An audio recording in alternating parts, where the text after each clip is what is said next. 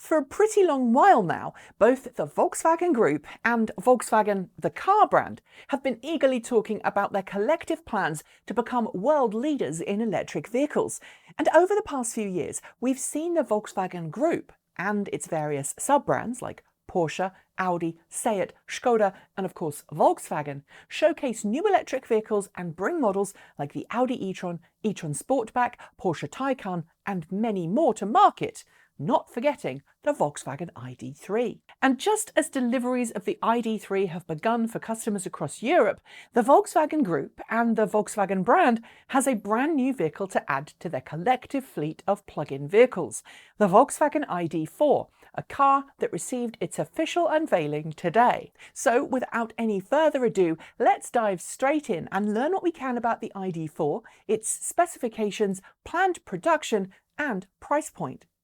Part of the same ID family of vehicles as the Volkswagen ID3 and built on exactly the same modular MEB platform as ID3, the ID4 is the first all-electric crossover to wear the Volkswagen badge, and unlike the ID3, which is primarily designed for European markets, the ID4 will be a global model that will ultimately be sold around the world and manufactured around the world. Just as early 2011 and 2012 Nissan Leafs rolled off just one production line in Japan and then were shipped around the world to customers before Nissan transitioned to production at 3 different global facilities, so too will initial ID4 inventory come from Volkswagen's Zwickau production facility, where the ID3 is also made. That's before other Volkswagen facilities around the world ramp up to produce ID4s for their respective marketplaces. Volkswagen has already begun the process of readying its Chattanooga, Tennessee facility for ID4 production. It's just not going to be ready in time for initial ID4 launch. Time to look at design. Externally, there's very much a family resemblance to ID3 at the front, with a longer wheelbase than you'd get in an internal combustion engine SUV. This, of course, is made possible because the car is designed on the Volkswagen Group's MEB platform, and there's no need for any bulky engines up front. The lack of engines also means that, like many other EVs, the ID4 has a great turning circle, 33.5 feet in radius. That's larger than smaller cars than the Chevrolet Bolt, but significantly better than the turning circle of the Tesla Model Y, for example. Inside, ID4's interior is again very similar to that found in ID3. There's a traditional flattened-out Volkswagen steering wheel in front of the small, fully digital 5.3-inch driver dash, which Volkswagen is calling the, quote, ID cockpit. And interaction with that is via touch-sensitive controls on the steering wheel. In the middle of the dashboard is the 10-inch infotainment display, which Volkswagen says can be upgraded to a 12-inch display on certain trim levels.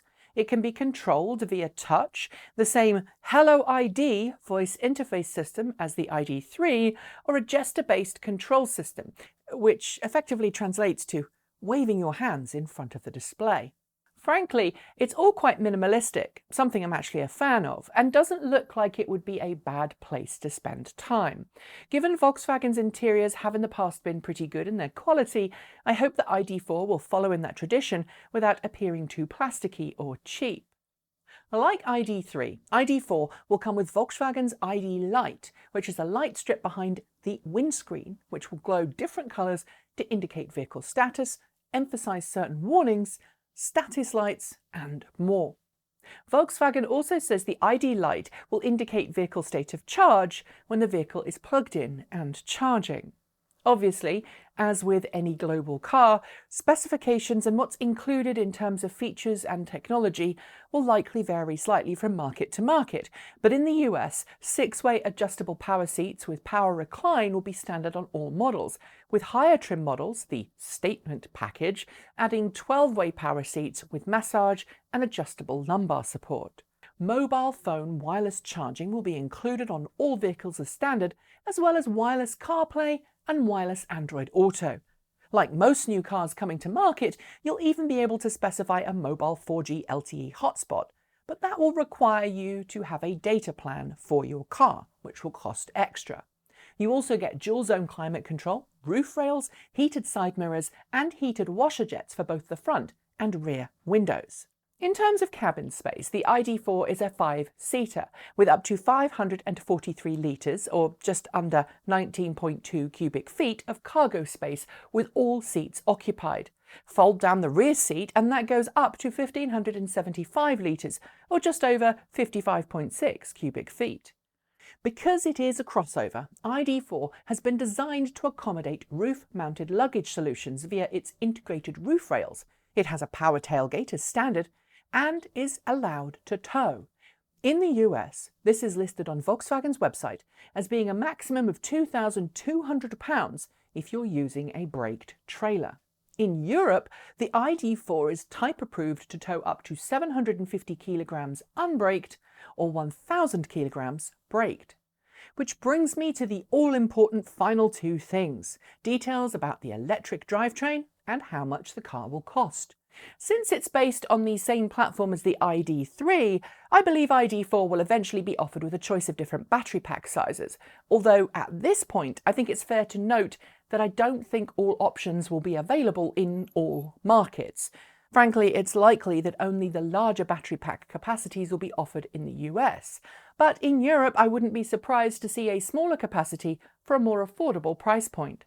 In the US for sure, the ID4 will launch with an 82 kilowatt-hour battery pack, 77 kilowatt-hours of which will be usable, and a rear-wheel drivetrain powered by a 201 horsepower, or 150 kilowatt, electric motor.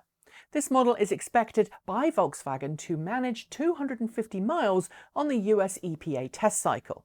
In Europe, I should remind you that fuel economy tests are different there.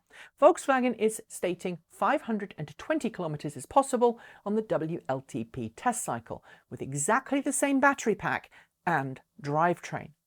Volkswagen says a dual-motor, higher performance model with around 300 horsepower, which is 224 kilowatts, will launch sometime next year. It will have all-wheel drive capabilities. As to charging, unlike some models out there, which have different charging capabilities in different markets, it does seem that the ID4 will come with an 11 kilowatt onboard charging unit in both North America and Europe. The only difference between these being 3-phase in Europe and single-phase in North America. DC quick charging on the launch ID4 will be capable of power levels of up to 125 kilowatts at a compatible CCS quick charging station, which is equivalent to ChargeWay Green 6 if you prefer that system, and an 80% charge from 5% empty is said to happen in just under 40 minutes in ideal situations.